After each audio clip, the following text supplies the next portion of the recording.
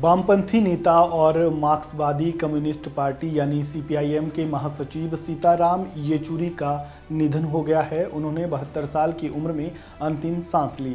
सीताराम येचुरी दिल्ली के एम्स के आईसीयू में भर्ती थे। माकपा ने मंगलवार को एक बयान जारी कर कहा था कि 72 वर्षीय येचुरी का एम्स के आईसीयू में इलाज किया गया था। वह एक्यूट रेस्पिरेटरी ट्रैक्ट इन्फेक्शन से पीड़ित थे। उन्हें 19 अगस्त को एम्स के आईसीयू में भर्ती कराया गया था।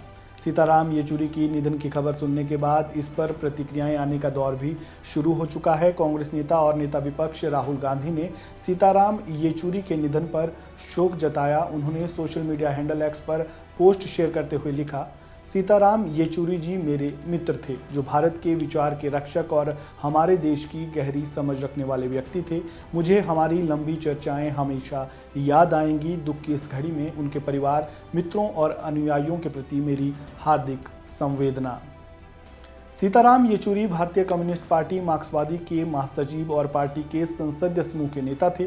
उनका जन्म 12 अगस्त 1952 को चेन्नई में एक तेलुगु भाषी ब्राह्मण परिवार में हुआ था। उनके पिता सर्वेश्वर सोमयाजुला येचुरी आंध्र प्रदेश राज्य सड़क परिवहन निगम में इंजीनियर थे। उनकी मां कलपकम येचुरी एक सरकारी अधिकारी थी। वे हैदराबाद में पले बढ़े और 10वीं कक्षा तक हैदराबाद के ऑल सेंट हाई स्कूल में पढ़ाई की। इसके बाद सीताराम येचुरी ने प्रेसिडेंट स्टेट स्कूल नई दिल्ली में दाखिला लिया और केंद्रीय माध्यमिक शिक्षा उच्च बोर्ड उच्च स्तर माध्यमिक परीक्षा में फर्स्ट रैंक हासिल की। इसके बाद उन्होंने सेंट स्टीफन कॉलेज दिल्ली में अर्थशास्त्र में बीए ऑनर्स की पढ़ाई की और फिर जवाहरलाल नेहरू विश्वविद्यालय से अर्थशास्त्र में एमए किया।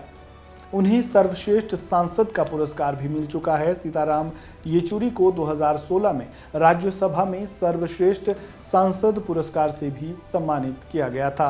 आपातकाल में जेएनयू में रहते हुए उन्हें गिरफ्तार भी किया गया था। इसके बाद वह लगातार 3 बार जेएनयू छात्र संघ के अध्यक्ष चुने गए। 1984 में उनको सीपीआईएम की केंद्रीय समिति में शामिल किया गया था। 2015 में उनको पार्टी का महासचिव चुना गया। येचुरी 2005 में पश्चिम बंगाल से राज्यसभा के लिए चुने गए थे। उन्होंने सदन में कई मुद्दे उठाए। वे अपने बेबाक अंदाज के लिए जाने जाते थे। उन्होंने हाल ही में कोलकाता की घटना को लेकर भी बयान दिया था। साथ ही नए आपराधिक कानूनों को लेकर दायर याचिका में विपक्षी गठबंधन इंडिया का समर्थन किया था।